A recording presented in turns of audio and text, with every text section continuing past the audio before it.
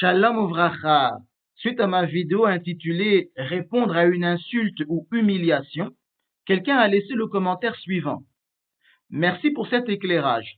Comment comprendre la citation du traité Houlin qui dit que le monde subsiste grâce à celui qui retient sa bouche au moment de la colère? On entend de nombreux rabbanim dire justement au nom de cette Gemara qu'il faut absolument se taire et ne pas répondre. Ça rappelle effectivement le christianisme qui nous enjoint à tendre l'autre joue pour se prendre une seconde gifle en effet. Mais du coup, comment remettons tout ceci en ordre? Tout d'abord, il convient de citer le passage avec précision et dans son contexte, car si on le tire de son contexte, on peut lui faire dire n'importe quoi, comme le font les rabbanim dont parle le questionneur.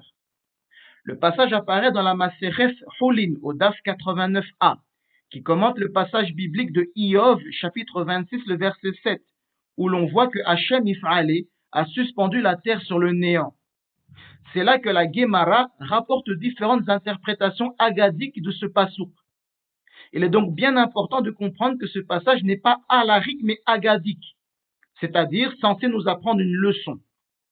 On commence par l'interprétation de Rava Zer Sadik Livracha, que d'aucuns attribuent plutôt à Rabbi Yohanan Zer Sadik Livracha, selon quoi on apprend de ce passouk que la terre ne subsiste que par les mérites de ceux qui, comme Moshe et Aharon alayhem shalom, se considèrent comme rien, puisque nous voyons dans la Torah que lorsque les Béné Israël allèrent se plaindre de Moshe et Aharon, ces derniers répondirent « Mais que sommes-nous » L'enseignement est donc que si tout le monde se comportait ainsi, le monde subsisterait et n'irait pas à sa ruine, car lorsqu'il y a une dispute, c'est le fait de se sentir être quelqu'un d'important ou supérieur qui envenime la situation, l'amenant même à un débordement de violence inutile, exactement comme vous l'avez vu dans la vidéo que je vous ai publiée hier, où on entend cette femme musulmane répéter à plusieurs reprises « Je suis une musulmane, ne me touche pas ».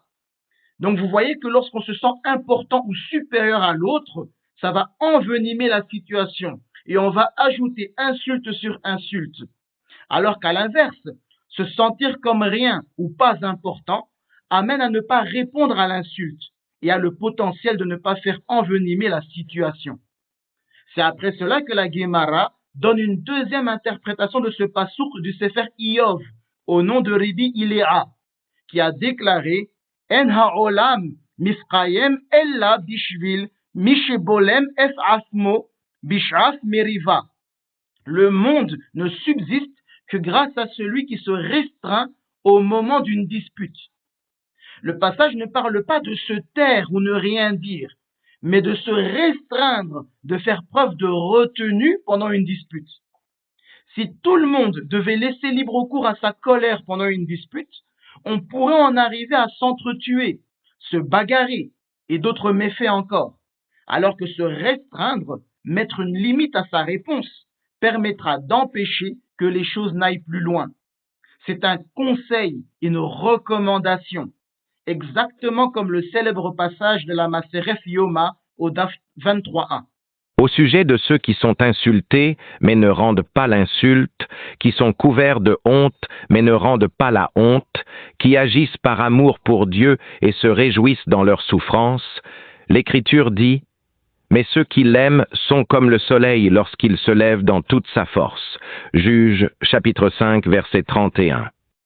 Ce passage talmudique nous enseigne le sentier idéal qui nous amène à aller l'ifnim mishuras hadin, au-delà de la lettre de la loi, en nous abstenant de répondre aux insultes et aux humiliations.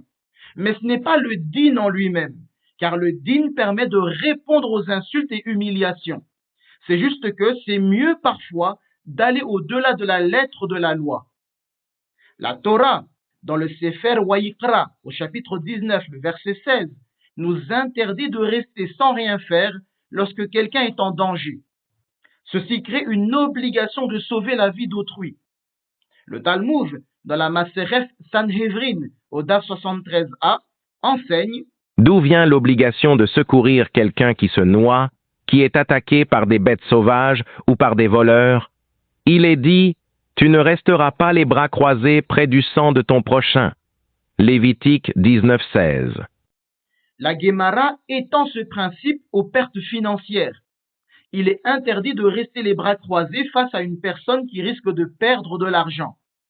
Si vous détenez des informations concernant un investissement risqué ou un partenaire malhonnête, vous devez avertir la personne concernée avant qu'elle ne subisse une perte financière. Le Aruch HaShulchan, dans la partie Hoshen Mishpat, le Siman 426, le Seif Qatan numéro 1, étend logiquement ce principe au cas intermédiaire, à savoir les dommages corporels. Si vous voyez quelqu'un se faire frapper, mais que sa vie n'est pas en danger, vous devez le défendre. Si vous avez l'obligation d'empêcher quelqu'un de perdre de l'argent, vous devez assurément le protéger d'une agression physique. Si vous avez l'obligation de sauver autrui, vous devez aussi vous protéger vous-même. En effet, la Torah autorise une certaine forme de légitime défense, comme nous l'avions vu. Vous pouvez et même devez vous défendre contre une agression. Ne pas le faire, c'est rester passif face à son propre sang, une attitude irrationnelle et irresponsable. Mais s'il n'y a pas de crainte de coup futur, riposter pourrait, dans certaines circonstances, constituer une forme de vengeance, ce que la Torah interdit explicitement dans le Sefer Wayikra, le chapitre 19, le verset 18. Une Mishnah qui apparaît dans la Maseref Bava Kama au Daf 33a stipule que lorsque deux personnes se battent, chacune doit payer les dommages et intérêts.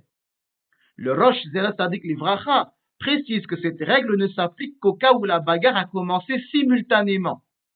Toutefois, le Rosh tranche que si l'une des personnes a commencé la bagarre, l'autre est exempté de dommages et intérêts. Le Rav Yaakov Veil, Zer Sadik Livracha, dans ses Shelof Ufshuvof Ma'ari Veil, la Teshuvah numéro 28, que je fais défiler à l'écran, a été confronté à la question suivante. Un homme a attaqué un autre avec un bâton. La victime, le visage ensanglanté, a riposté et a accidentellement touché l'épouse de l'agresseur, qui tentait de retenir son mari. Le Rav Veil a statué que la victime de l'agression, qui a frappé l'épouse de son agresseur, était exemptée de dommages et intérêts. Citant plusieurs postscripts antérieurs, il explique que se défendre sous le coup de l'émotion, même en l'absence de danger imminent, n'engage pas la responsabilité de celui qui a riposté. En effet, comme l'indique la Torah concernant le Goel Hadam qui autorise à se venger, il peut se venger qui yeham levavo, lorsque son cœur est enflammé, comme on le voit dans le Sefer Devarim, le chapitre 19, le verset 6. De là, nous apprenons que ce n'est pas par vengeance que le Goel Hadam agit, mais sous l'effet de l'inflammation de son cœur. Autrement dit, sous l'impulsion du moment. Tant qu'il agit lorsque son cœur est chaud et enflammé, il est exempté de punition. Mais une fois qu'il agit hors de l'inflammation de son cœur, il peut être punissable. Le Rav Yair Bacharach Zer Sadik Livracha, dans son Havof Yair, la Teshuvah numéro 65, tente de définir une durée pour cette exemption liée à l'impulsion du moment. Il suggère, de manière prudente, qu'une personne agressée mais non blessée est en droit de riposter jusqu'à la nuit tombée, car en général, après une bonne nuit de sommeil, la victime se calme. On ne peut donc plus dire qu'après la nuit tombée, elle aurait agi dans l'inflammation de son cœur. Après la nuit tombée, son cœur n'est généralement plus en flamme. Tant que la victime riposte quand son cœur est en flamme, elle est exemptée de sanctions. Mais une fois qu'elle agit après que son cœur se soit calmé, c'est de la vengeance qui est punissable. Ça, c'était dans le cas où vous avez été agressé sans être blessé. Cependant, le Rav Yair Bacharach termine en disant que, dans le cas d'une personne blessée au cours d'une agression, elle est en droit de riposter jusqu'à la guérison de sa blessure, puisque tant qu'elle est encore blessée physiquement, on considère que son cœur est encore en flamme, puisque ses blessures lui rappellent son agression. En revanche, une fois guérie de ses blessures, elle ne pourra plus riposter, car alors ce serait une vengeance préméditée, puisque son cœur, à ce moment-là, n'est plus en flamme. En conclusion, la réaction idéale et non alarique à une gifle est de s'abstenir de répondre, d'attendre des excuses et peut-être même d'en demander. Cependant, al-pi halacha, s'il existe un risque que l'agression physique se poursuive, il est nécessaire d'empêcher cette situation, soit en partant, soit en ripostant. Tendre l'autre joue n'est même pas une option, et même une réaction irresponsable, car nous devons protéger ceux qui ont besoin d'être défendus, y compris nous-mêmes. Kol tov, Hazak, Uvaruch et Shabbat Tov Umvorach.